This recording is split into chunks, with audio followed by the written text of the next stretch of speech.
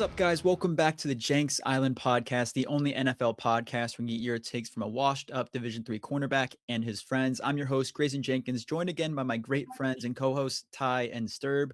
And in today's episode, we're going to be breaking down the running back class for the 2026 NFL Draft. We're going to be giving our top five because those are the five that are most likely going to be taken within days 1 and days 2 of the NFL Draft. The rest on the boards are probably day 3 guys, and we're going to shout out 3 guys that we think are day 3 guys that can turn into something more. Could be late round steals for your teams out there.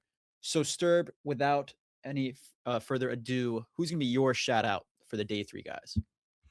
Yeah, for the day 3 guys, this is a guy that I initially first turned on his tape and I was like, oh, hold on, do we have something here? And kind of as you peel back the curtains, you realize he has a pretty bad fumbling and concentration drop issue. But that's Damon Claiborne out of Wake Forest. He's kind of an older guy. He'll probably be, I think he'll be 23 at the start of the league year. 5'9" and a half, around 188 at the combine, I want to say, and ran a 4.37. So this is a guy that has a lot of burst, and it's more of that slingshot type of running back, home run hitter. Between the tackles, it was a bit up and down for him throughout the year, mainly because at Wake Forest their O line was pretty bad. So I'd like to see this guy, in like a 30 to 35% kind of the touches role. But I think he did well in pass pro. He's a pretty good route runner, although his hands are pretty terrible. He has some really bad concentration drops, and like I said, the fumble issues too. Um, and honestly, for a small guy, his acceleration is pretty terrible, especially for how fast he is. I want to say Emmett Johnson had a 4.56. Damon Claiborne ran 4.37 in the 40. But Emmett Johnson's 10-yard split was faster than Damon Claiborne's, and you see him kind of take off through the line of scrimmage duck-footed a lot of times. So he's a weird player. He plays hard and he's really, really fast. But like at the NFL level, I don't know if there's a role for him past like that 30 to 35% touch. But I did like him. I had him graded as probably like a mid to early 4th round pick. Ty, who's your day 3 player going to be? Yeah, it's going to be Le'Veon Moss out of Texas A&M. He's a really physical runner, a 5'11", a 210, a thicker guy, but he does a really good job of fitting through tighter holes, just making himself, get skinny in those holes. But, he was injured a ton last season. I think injury is going to be the biggest concern with him.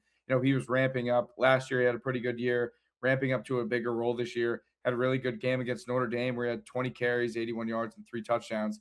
Followed that up with an even bigger game against Auburn with 140 yards and another touchdown. And then he just hurt his ankle and kind of was fighting to play for the rest of the season. Played in a couple games and got a couple carries, but he was just never healthy enough. But this is a guy that you could probably get in the 7th round, the 6th round, and he becomes, kind of your bruising back to whoever your back is. That's more of a, change of pace type of style back. If Denver took him in the 7th round as kind of an insurance policy for J.K. Dobbins, I think he'd be a great mix with R.J. Harvey. But he's good at pass pro too. For a sizable guy, he obviously, you would hope for that, right? You would hope that he'd be more physical in pass pro. He did a solid job of that, and he's got pretty good hands. For a bigger guy, you don't often see big dudes that are running people over and are considered bruisers having pretty good hands. So I think overall he's a pretty good back. He's not going to be a burner. He did have a 75-yard touchdown. I believe it was this year or no, I think it was last year actually. He had a 75-yard touchdown. So he has the ability to hit the home run, but he's just going to be more of that physical inside the tackles, chunk away at 4 yards and maybe turn that into 7 by just grinding it out type of a back. But he's just got to stay healthy, right? I mean, it's an ankle injury, but an ankle injury that kind of held him out for most of the season. So there's a little bit more concern there. I mean, Michael Thomas had an ankle injury, and we saw what happened there. Ankle injuries, all injuries are kind of, if it doesn't get cleared before the season, especially lingering injuries, things like that, you want to kind of monitor going into the draft.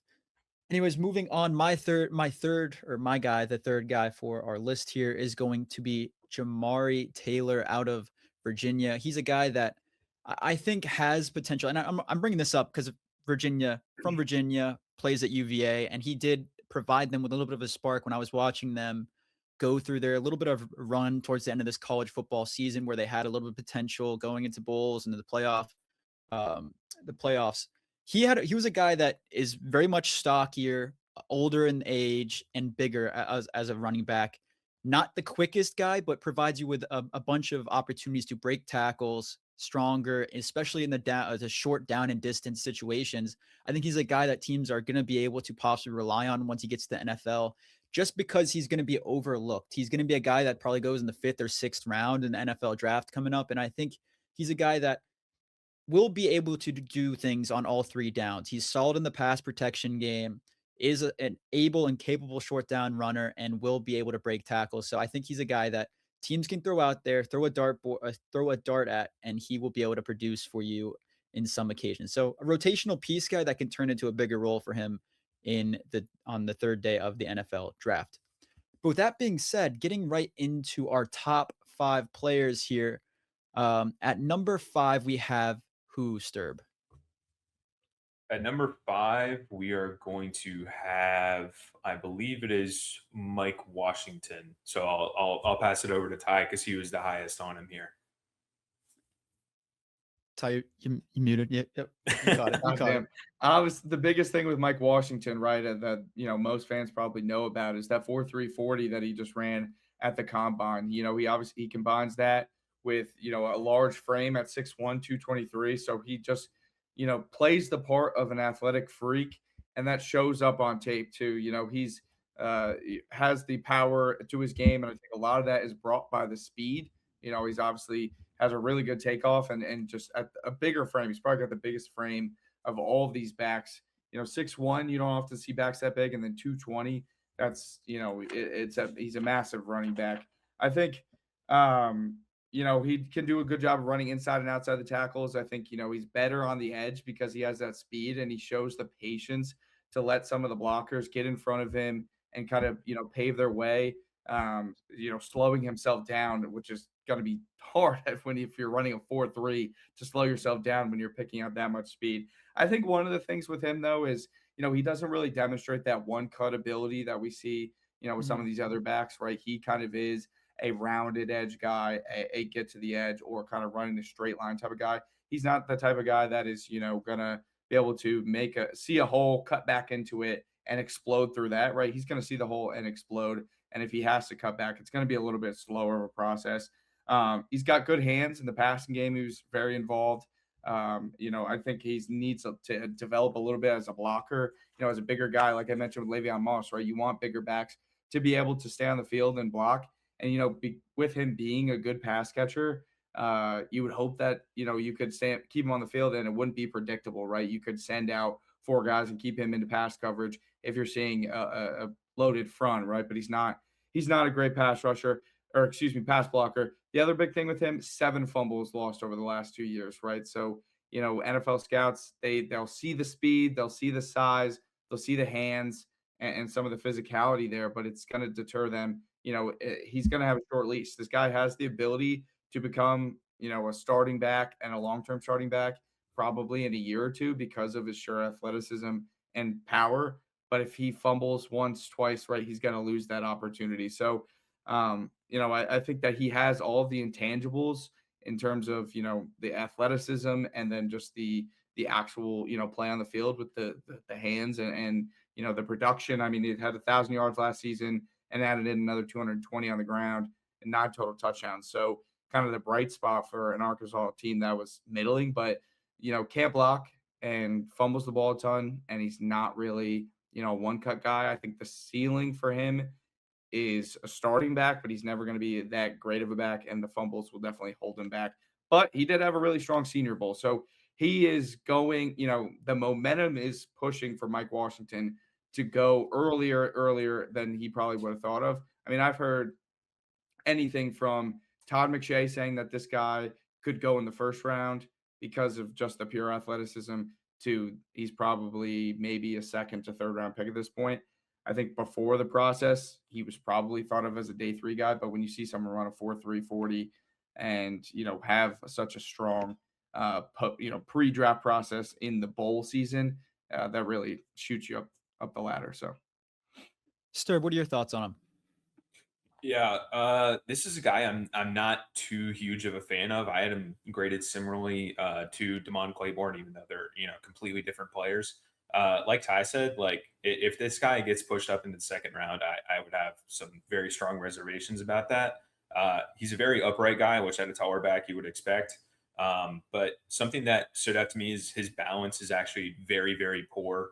Not contact balance, just like open field balance. And when a guy gets in front of him, a few yards away from him, when he tries to make a miss, he's not really able to do that. And I saw him more than a couple times kind of trip over himself and lose yardage in the open field, which is not what you want. Like Ty said, he's also not very good in pass pro. The reason he's getting pushed up the board is because of the 4-3-3, which sometimes you see on the breakaway runs, but really it's hard for him to get ramp up speed because he's a very big guy. But his like one cut ability, I think was pretty poor. He doesn't make very sharp cuts. I think he's a one speed kind of guy, but he kind of ramps it up throughout the play. Obviously, like great build, good power, but I just don't see more than really just an athlete that a good coach might be able to mold. But he's also 24, which maybe a coach sees that he's running a 4-3 and 220 pounds, 6'1", and he's 24, and he's like, okay, I can just run this guy into the ground. But I don't really see the ceiling for that at the NFL level. But yeah, I wasn't a huge fan of him if he goes, especially on day one, but like early day two, I wouldn't really like it at all. Yeah, I think definitely or round 3 would kind of be the spot I'm looking for him if you're gonna draft him. He reminds me of almost like Braylon Allen when I'm watching him. Like in a way, I think that's kind of a similar comp. And Braylon was taken in the 4th round. And like you Braylon guys was named it, also like 20. yeah, and Yeah. he was He might have been younger. 19 when he was drafted. Yeah, I think, and we'll probably talk about this a little bit more, but like this running back class, in my eyes, isn't the strongest outside of the top 3 of our list here. The rest of the guys are kind of or round 3 to the rest of the rounds in the draft. But I think Washington, like you said, Ty, has really had a strong pre-draft process, and that's really just bumped him up a lot of people's boards. So I could see him being taken in the second round as the high end for him. Moving on to number 4 on our list, we are going to have Emmett Johnson. Emmett Johnson, extremely impressive running back from Nebraska, a very, very elusive running back here.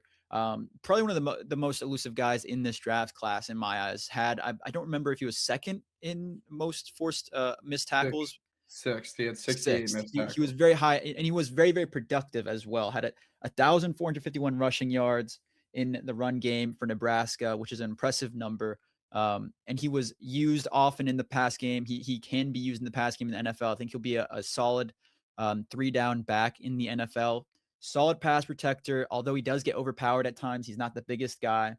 I think for him, some of the cons that I really see is that he commits to the run before looking for space in a way. His patience isn't fully developed, and I want to see that kind of become more of a prominent thing in his run in his run attack in the NFL. His acceleration and speed are more on the average side when he's running, and I think that really takes away, right? He's an elusive back, but he can get chased down relatively easily. So his home run speed isn't there, but he can make a couple of guys miss and get you a chunk play if you need it. He's undersized as well, and I think that will come back to bite him a little bit in the NFL, especially against bigger tacklers, bigger pass rushers, things like that.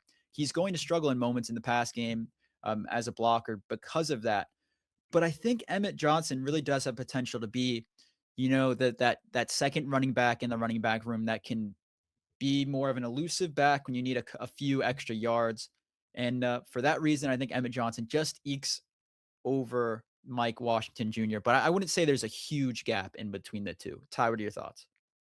Yeah, I think, kind of everything you said, his game is the twitchiness, right? Like he's got an awesome jump cut, but I think sometimes he's just looking to hit that home run too often, right? Mhm. It's just like dancing around and trying to get the home run instead of just hitting the hole sometimes, right? Just hit it and run with it. And I think, at the next level and even at the collegiate level, right? He got rocked sometimes. Like against Michigan, one of the safeties on Michigan absolutely rocked him. And if you're just dancing too much at the NFL level, bigger, stronger, faster guys are going to destroy you. So I think that's definitely a concern. I didn't see it in the pass blocking game. I didn't think he was great, and I think that's the size, right?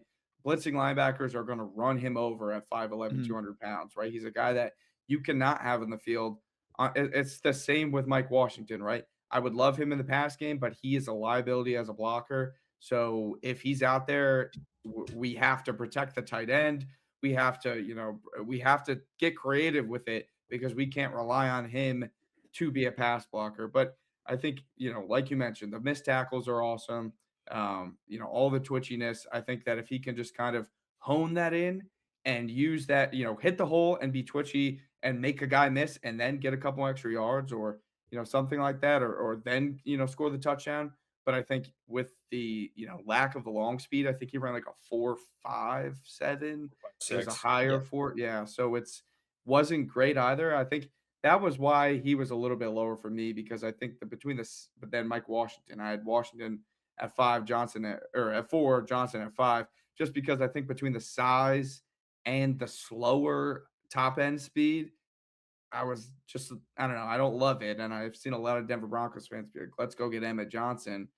And it's like a worse version of RJ Hart. I would not like that at all. No. That would be my thing is that he does have a similar play style to Harvey, but that doesn't especially for the Broncos, you're not trying to draft another one of those guys. Listen, no offense to some of these Broncos fans, but I don't know what the hell they're talking about when they say they want to draft some of these guys. That's why you listen into the Orange Crushing It podcast. That's where you get your information from if you're a Broncos fan. Yeah, so no subtle plug. Subtle plug. But yeah, I think he's got some upside as a running back too, like you mentioned, Jenks. It's just probably in a shorter share percentage, maybe maximum 40, probably looking at like 30 to 25% snap share. STERB, what do your thoughts on him? Yeah, I saw him kind of around the same snap share at the NFL level, probably around like 30%. Kind of just echo everything that you guys said. Like you can't be an early down runner or a late down runner if you're not going to be good in pass pro or you're going to run a 4.56 at near 200 pounds. It's just like a lot of these guys I feel like have very weird skill sets that don't translate together all that well. Like I talked about with Damon Claiborne, decent in pass pro, but just horrible hands, like concentration drops out the wazoo, where like you can't have him on the field on third down, but like on first and second down, are you going to have a guy that's 200 pounds out there? It's kind of the same thing with Emmett Johnson. Like you guys said, the elusiveness is obviously very good, but like if you're going to elude a tackler and then he catches up to you in the open field within, 5 to 10 yards, like I would like to see more than that if I'm going to take you on early day 2. So kind of on the fringe between day 2 and day 3 for me. I had Johnson, Claiborne, and Washington kind of like all in a tier. Kind of just pick your flavor there, but these guys are going to be very interesting to see how they shake out at the NFL level because I think they will need some role catering. It's not just like, okay, this guy's an all around third down back. This guy's an all around early down back. We're going to need to see some tailoring and some development from each of them. I think we're kind of in agreement here that those two guys are both late day 2, maybe like early day 3. And then the next two guys that we're about to talk about, I think we're kind of consensus are round 2, maybe late round 1. I think that's kind of where we're at as a consensus as a group. And I think it's fair. And that's another thing with this draft class is just, it's not the most polished. It's not the most prolific, but it has some solid guys. Moving on to number 3, Ty, who do we got? Yeah, I think we have Jadarian Price here, a guy that I'm a little bit higher on than STERB. I think you and I, Jenks, are kind of both in that like 2A, 2B with our other guy coming up. But, Jadarian Price, holy crap, say his name right.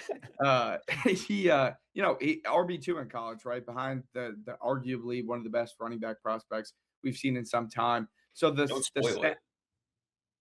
spoil our RB1 now. I didn't say his name. I just said arguably one of the best prospects we've seen in some time. But I mean, come on, everyone in the world knows who it's going to be. But Jadarian Price, 5'11", 203, decent base, but the leg strength not really quite there. He not a ton of work either. He had 113 carries and only 6 catches in the pass game. That's kind of just a question mark for me, right? Because 6 catches, 87 yards. 14.5 yards per catch, 2 touchdowns, right? When he did have the ball in his hand, it was on the outside and he looked explosive, but it's such limited work in the pass game because of Jeremiyah Love, right? Jeremiyah Love, we'll talk about him soon, but an elite route runner, they could kind of use him everywhere. They wanted that guy on the field, right? So, Price isn't going to get a ton of looks, but then you also don't get to see him a ton in pass pro either. I think in pass pro, he was fine. I think that maybe it's just a lack there of reps, right? When you're not on the field a ton, expected to be in pass pro, expected to be catching the football, it's just hard to evaluate you as a prospect. But as a runner, I think the vision, the speed, the acceleration, and the change of direction, you can see why he's such an awesome kick returner, right? That's the two phases of this guy's game. You draft him in the second round, he's going to be your kick returner right away, right? It's kind of like when Denver drafted Marvin Mims. They knew maybe he wouldn't play a ton at the receiver position right away, but he'd be a kick returner and a punt returner and all pro type of guy. Jadarian Price can be that type of a guy as a kick and punt returner. I think as a runner, I see him, having some of the ability to run inside the tackles. I think he's not a power guy at all. He's not going to run anyone over, but I think with the vision, he has the ability to kind of ride out with his blockers. He diagnoses the hole that's going to be open pretty quickly, and he either hits that hole and runs up into it and gets as many yards as he can. He kind of flies through, or he's that one cut, get back, make that cut back and kind of make a big play. He's a big play guy. He's going to be a home run type of a guy. He really, really does a great job and kind of excels on the edge. He's going to be an outside zone type of a runner more often than not. We kind of got into the conversation about, comparing him to RJ Harvey. I think that as a, outside of the tackles runner on outside zone, similar type of a back where they both have, that speed, the ability to make guys miss on the edge. I think inside the tackles, though, Price just has better vision. I think he has better vision and just hits the holes a little bit better. It's going to be, and he doesn't have a lot of tread on his tires because he's been, behind a guy that gets 200 carries in a season. So I think all the intangibles are there as far as an athlete. And then he brings a little bit more than, a guy like a Mike Washington with that vision, with the ability to be a kick returner, with less tread on the tires as a younger guy than Mike Washington was. And I think the best part about his game is the fluidity in the run game, right? Everything looked smooth to me, whether he was running inside or outside. And maybe that kind of goes hand in hand with the vision, right? He sees it. So everything, moves very smoothly because he's a good athlete. But I think, we need to see a little bit more in the pass game. And there was a couple fumbles in the red zone that you do not want to see at all, because fumbles in the red zone, you got to score touchdowns, right? You cannot be turning the ball over inside the 5-10 yard line. But I think, there's room for this guy to grow because he hasn't been tasked to, be an RB1. I think he's probably better fit. Maybe if Seattle took him, right, and you compare him with a Zach Charbonnet, I don't think he's going to be your true bell cow type of back. Where we talked about this a little bit last year, bell cow versus RB1. RB1, you need a little bit of support, and I think you give him another back that gets 40% of the carries. This guy can take the 60 and be an awesome running back for you. STERB, what are your thoughts on him? Yeah. So, well, Ty mentioned that I don't really like this guy. I do like him. I'm probably like right around consensus with him, especially in this class. But I think his best abilities are really like superpowers, and then his more question marks are kind of more concerning to me. So I think it kind of levels out. Obviously, what jumps off the screen when you initially watch his film is explosive rush ability. He attacks to the outside very well, and he's probably one of the best backs I can remember at attacking like advantageous angles by taking advantage of linebackers or safeties that are attacking him incorrectly. He will hurt you in that. He will gash you for 30, 40 yards if you take the incorrect angle on him. Also, in the combine, he weighed in at 203. I thought he looked maybe a little bigger than that. I think he was probably playing around like He 210. played heavier during the season. Yeah, for sure. And then just wanted to run sub 4.5, which he did at a 4.49 in the combine. So I think he's playing into more what he could translate as an NFL player by showcasing to coaches that he has that elite breakaway speed at a 4.49. Like Ty said, I think he's probably going to step into the NFL and be like a top 5 return threat. If you watch this guy's plays, like the runs, the swing passes that he gets, although it's a limited sample size, the returns, they all kind of look the same, which, like I said, is kind of like his superpower. If you make a play look like a return, then I think there's no guy in this class I'd probably rather have. maybe arguably our number one guy.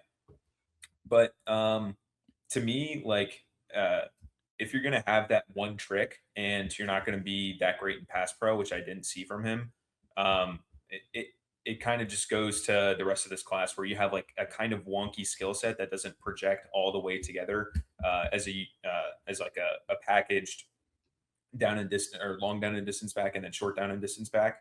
Um, but like I said, he has very good vision. Going to be an awesome return threat. I think he's actually a very good route runner. I'd like to see him catch the ball like a little smoother, I would say, but I'm being a little nitpicky there. But for me, it's just like between the tackles, he gets stopped by arm tackles way more than I would like to see. His contact balance is probably the worst of the guys that we've talked about today. And I just really don't like that from a back that is bad in pass pro because am I going to use you on early downs or late downs? So if I have you on early downs, it's a tell that it's going to be an outside run. If I have you on late downs, it's a tell that you're not going to be in pass pro, or we're going to have to account for that some way. But he also didn't really show the ability to get skinny like his teammate did between the A gap and the B gap. I didn't see, and then like he doesn't vary his speeds as well as like an outside runner. I would as well as I would hope to see on like a purely outside runner. I'd like to see him kind of tempo his runs a little bit more and then shift guys out of their cleats, but he kind of just attacks that boundary, gets straight to it, and then from there he does his work.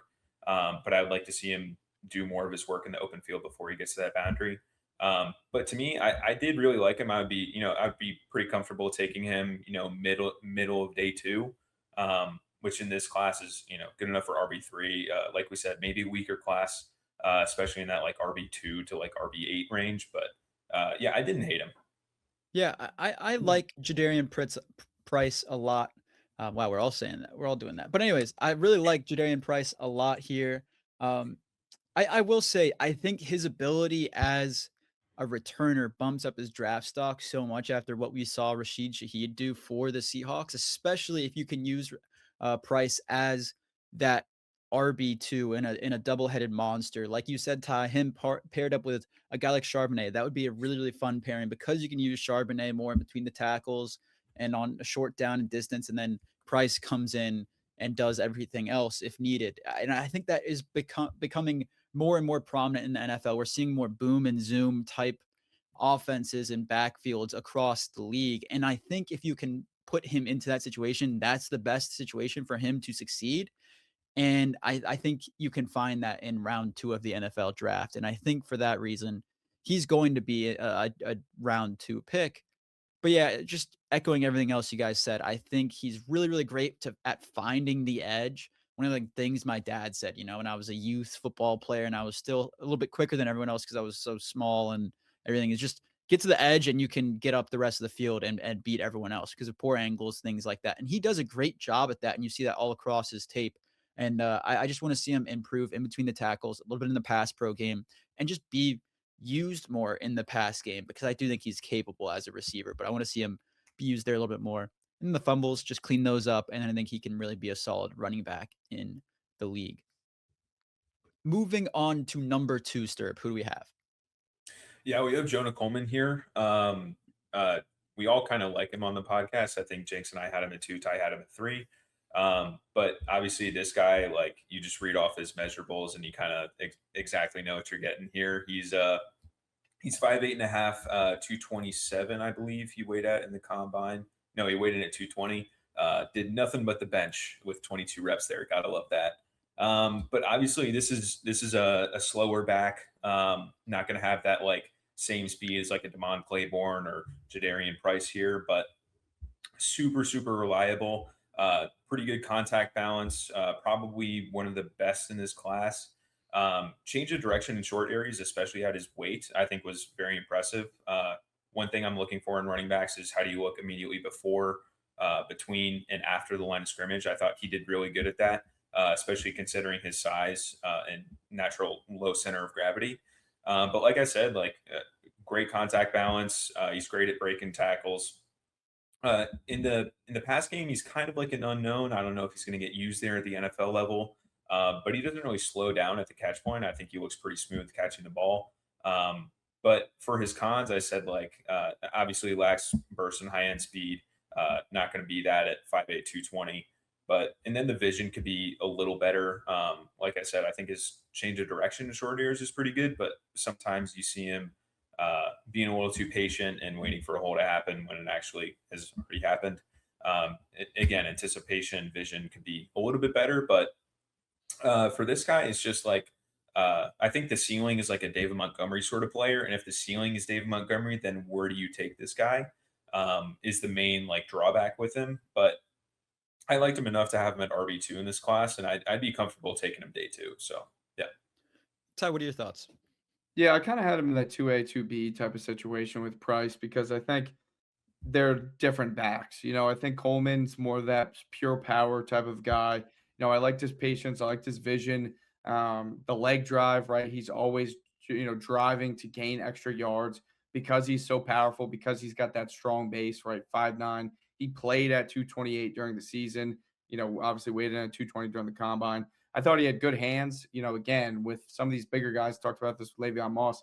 I think he's actually a really, really good pass catcher, and a capable blocker too. So a guy that maybe doesn't have the elite top end speed, but you can keep on the field for all three downs. David Montgomery, right? We see him. He's a capable pass catcher as well. I think that he actually speed wise, they projected him to run around like a 4.5. If you factor in where he was at weight, where Jadarian Price was, I think the difference with Price, right? I think it's because they're different runners. You don't see their top end speed being the same. I think Price does a great job of just staying away from guys where Jonah Coleman wants to run through your face. Yeah. I think his top end speed can be like a higher 4.5, which is crazy because that's what Emmett Johnson ran at about 20 pounds, 30 pounds lighter. So, I think he's got the speed to run outside of the tackles, right? He's mostly that inside the tackle runner, but you saw them use him on outside zone, on stretch, on pitch, on some jet plays that, he had success getting to the edge and beating guys to the edge as well. It wasn't just like he was stiff arming guys, right? He was able to beat him to the edge. And the contact balance is just off the, it's amazing because he's such a compact guy that he's able to just eat up some of these hits. So I think the biggest con for me is just the lack of twitch, right? He's not a, the east to west. He's a good one cut guy. He's your one cut and go, but he's not going to be make you a miss type of guy. And that's fine because he's going to run you over. So I think overall he's a solid back. I think I would like him. Sturby, you were talking about where do you take him? I mean, listen, both of these guys, if with how this draft class is, there's no one out there that's amazing. Take what you need and take the best player available. And if running back is, viewed as a lesser position, or guard with Ione is viewed as a lesser position, in this type of draft, you could take a Jonah Coleman or Jadarian Price at the end of the first round and be just fine with it because he's going to give you a ton of production as your, split backfield type of a guy.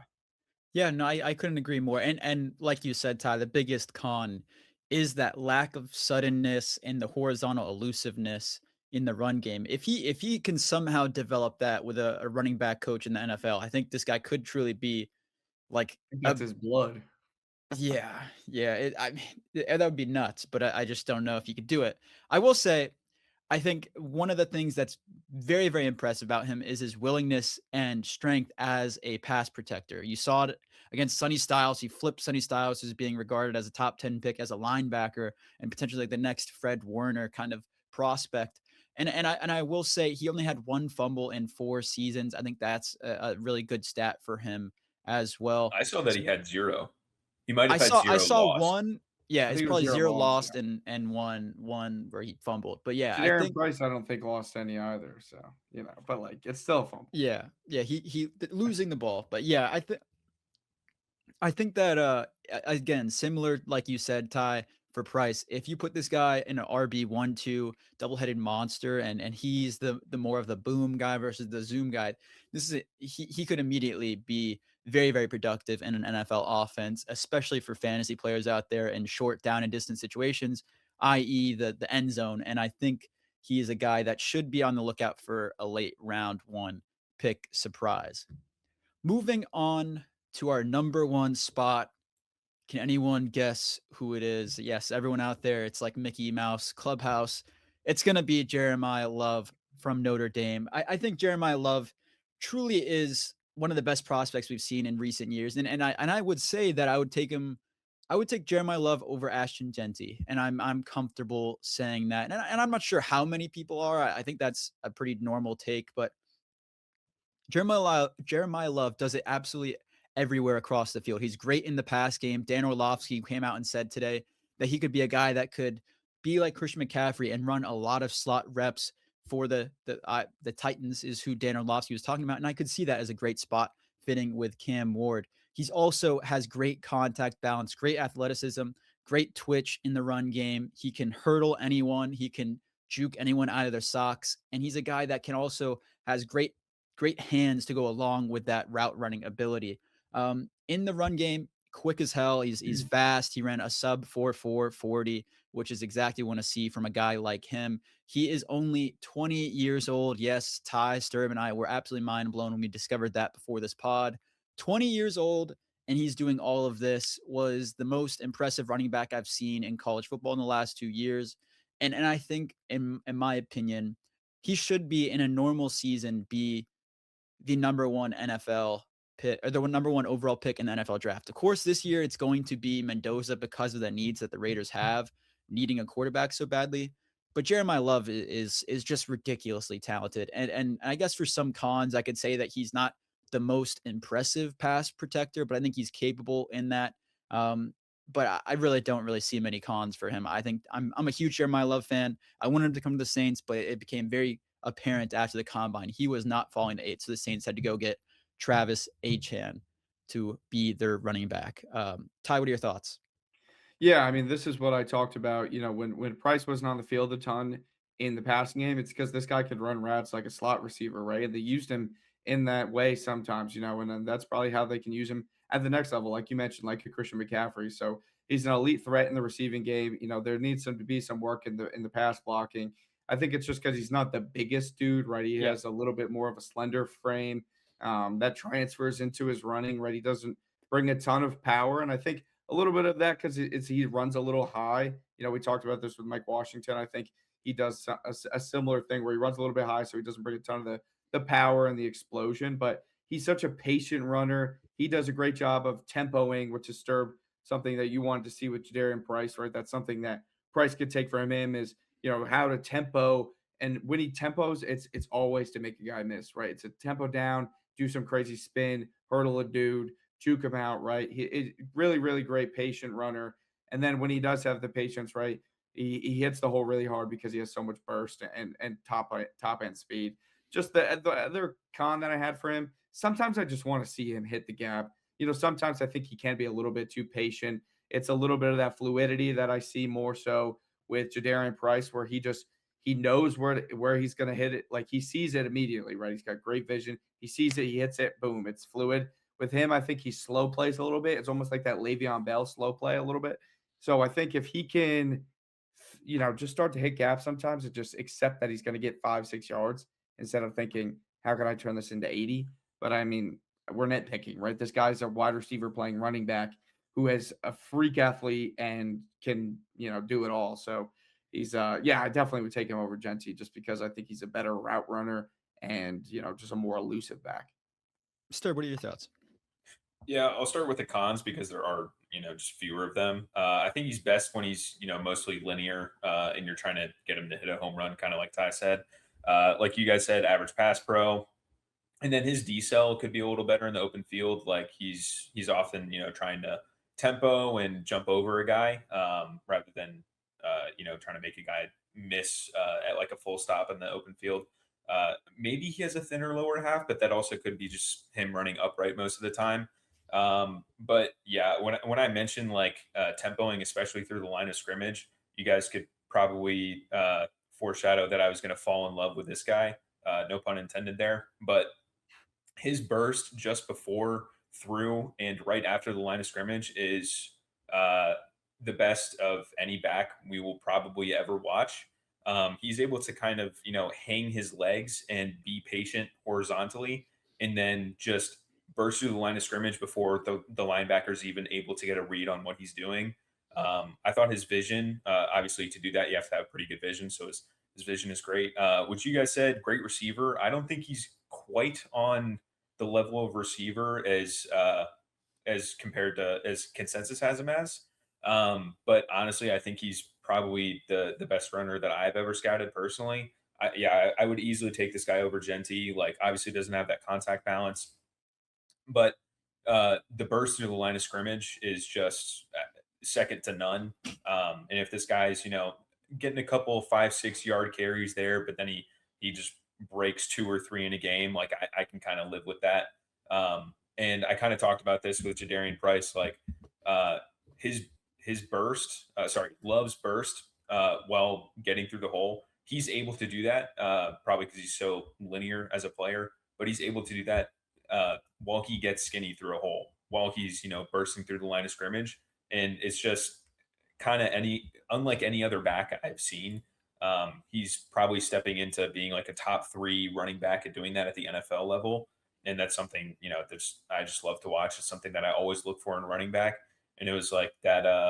It's like a perfect way for a surfer man. Like I feel like I found it here. So yeah, Jeremiah Love. I would be Titans. I don't want to see him go there. Selfishly, I'd like to see him in a bit better of a situation. But we were talking about it the other day. Like if some of the Love spots dried up with the Chiefs getting Kenneth Walker, us getting HN, if he falls to like the Rams at 13, I believe it is, like it's kind of over. Like there's no shot. No chance. There's no shot. Or they trade up for him, or a team trades up for him. I would like to see a team trade up for him, because with these home run hitters, like we saw Saquon kind of fall into that trap in like 2023. And then obviously he goes to the Eagles, and the home run hitting actually works when you have an elite O line to run behind. I still think he's going to be good if he's behind a subpar O line, or even like an average O line. But like selfishly, I would like to see this guy behind a good O line and see this come to full fruition. So yeah, Sounds like right now I think he's everything very, very good. Sounds like right now everything's pointing towards Tennessee, the Giants, and Yeah. then if he slips, the Commanders, because they haven't really Mhm. added an elite back. But I think he'd be awesome in Tennessee. I mean, Dayball, I think, could be really creative with him. They don't have that, their offensive line is decent, and they have a quarterback that's, a threat with some of the receiving weapons that they add. So there would probably be less stack boxes against him too. I think the worst situation for him would be the Cardinals. Like we've said with Yeah. a lot of It's a players, situation for everyone. it would just be so rough. The hype would kind of die. I think he would still be valuable in fantasy, but it wouldn't be as fun necessarily. But I do think the Titans. I think the Titans could turn it around. The Giants would be a fun spot for him, and I will say I'm interested to see if the Giants are really interested, or if that's just smoke. Because I mean they do have Scatterbo, but I think they kind of need Well, their other guy I think that he needs another guy to because he to has save never himself. he's never really been the guy, right? Like he has been the guy, but he's always had another guy in Jadarian Prince who had 130 carries. I think he needs another guy that, yeah, will save him, right? Because he, I mean, he, carries the ball for 80 yards. He can't be carrying have an 80-yard touchdown and have 30 Yeah. He's carries got in to a get game. tired Like, eventually. yeah, exactly. He's got to have another guy that I can don't know, get, 10 to 15 carries. he's only 20. Maybe he's got the gas in the tank to make up for it. The But age, if we Yeah. want to see him playing at 30, he needs another guy that'll, the 20-year-old tendons are built different. I'll say that myself as a I would say, like, 23-year-old. for his draft position, I think it's like a 50% chance that he's taken by pick 3, at whether it's the Titans or someone trades up for him. And then it's probably like a 10% chance that he's still there after pick 5 with the Giants there. And again, someone trading up for him. So like this guy in a class where, you're asking questions about these high level prospects, and like, you see David Bailey go at 2-3 in mock drafts. Like I'm easily taking Jeremiah Love, no matter what condition my O line is in, over David Bailey and some of these other guys Yeah. at the top, especially like Can the you top imagine him tackles. on that Jets offensive line? They just Yeah, let but Brees They go. wouldn't want it. They they wouldn't want to should do let with they Brees, should but have like let Brees trade go. Brees. It They could it trade made no him. sense. They should have traded him or gotten rid let him just walk, right? And they didn't. And That Would've been O-line's electric. good, though, man. And you got to feel for Brees a little bit Build too. around Geno. He's seen all the running backs get paid, and he's sitting there locked in New York, in New Jersey, and he's just You know why? You know why they tagged him? Because why? Denver was gonna allegedly go aggressively after him, and they weren't gonna be able to match I the don't deal. doubt it. Moogie knew because he's been in our goddamn building. Their GM used to be our assistant GM. That's what I don't doubt it at all. that's what all the Denver beat reporters have said. Yeah, I could definitely see that, They and I screwed him. think that the Broncos knew they didn't really have a shot on Achane once the Saints were in it because he was apparently Yeah. just he wanted to be a Saint. So I think, yeah, I Yeah. think that definitely would have been a plausible move for the Broncos to make. Anyways, that being said, that will do it for our running backs episode. We're gonna be doing, I want to say linebackers next week, and that is a fun class. That linebacker. Yeah, Ty is very hyped for that. He's going to be the head scouter for the podcast for linebackers, but this is going to be a really, really fun episode. A lot of the guys have already started watching and have had a lot of fun doing that, and a lot of first round linebacker potential this draft, which is a rare feat It's for deep. NFL drafts. It's We're deep. here for it. Yeah, we are here for the linebacker support and the linebacker hype, especially when a guy like Sonny Styles is at the top. But anyways, moving on from that, I got a special treat for the fans out there. We're going to be doing a quick trivia. I crafted a question. I want to see if Ty and STERB know the answer. But NFL trivia here. Who are the last 5 defensive linemen with receiving touchdowns? And I will give you guys the years of these. Okay. Lock in. All right. Yeah, let's Most sit up here. recently, one happened in 2025. Then in 2024, one player had 2, 2021 and 2019. Another player had one in 2019. And the furthest one was 2014 by a very prominent Okay. edge. I can tell you who this year was. Who was this year? Jeff Simmons. Yes, correct. So Am one I off the board. misremembering, or did Cam Hayward have one a couple years ago? I don't believe he did. Maybe you're thinking of his brother. Yeah, he Connor Hayward's a tight end. Yeah. Yeah, Cam Hayward Well, did not. 2019, that's got to be JJ, right? 2014 was JJ, but still 2014. on the board. Yeah, I was gonna say it's that's been a while. JJ's prime. Oh, wow. JJ Watt on the Texans did have one in 2014. So you have 2. Carry 3 me, more to Ty. go. What'd you say? 3 more to go. Carry me, put me in the backpack. What were the other years? We have 2024, 2021, and 2019. I'll give you. Okay. 2 are from Florida. 2 are on Florida teams. Oh, on 14. Christian Wilkins. Christian Wilkins had 2, 2021 Vita and Vea. 2019. Vita Vea in 2019 as well. Okay, and 2024. Damn. I'm getting carried right now. The team wears stripes. Is this one of the Florida guys or no? This is Oh, not. sorry. The Sam team- Hubbard. Sam Hubbard in Let's go. 2024. Come on. Tie with the You sweep. put- you But stuffed me in the backpack. it was a very, very obscure question. And I did let the guys know. I was like, the hint is big men. And that was all I gave them. So it was that was a tough one. And 2014 had me thinking Don Terry Poe, but he threw his touchdown. He did have a throwing touchdown.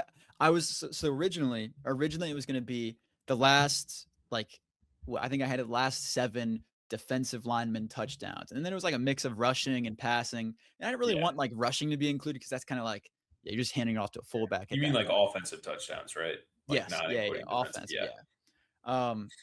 but yeah, it was a interesting thing. I'm surprised you got those all. Honestly, I don't know. I'm If I locked would- in. Yeah, we need like kindergarten level stuff for me. Apparently. The advanced stats though, Sturb's got, so don't worry. But yeah, no, Next gen stats. JJ Watt, I will say, like, I vividly remember when he was like, I remember that out play. and catching touchdowns. And it was in 2014. Like, it's crazy. And he was running them from like a wide out position, like just straight out running the route. So I think that was the most impressive. The rest are He lined kind of, up at tight end a lot, like Yeah. in that early period in Houston. yeah. And the rest of the guys are kind of more of those, trick play situations. Not trick, but, slipping a guy down the line and getting him open. But Very, very impressive feat for a defensive lineman to have a touchdown. Vita Vea is probably the most fun one, in my opinion, being that big. But the Jeff anyway, Simmons play this past year was yes, awesome, though. Jeff Simmons. I mean, And the he is too. spatial understanding that guy had, because it was a Yeah. broken play. Cam Ward's running around. Jeff Simmons finds some space, sits in the zone. Beautiful. I'm gonna see if he Should he played play tight end receiver for them? tight end high school. He was their best receiver last year.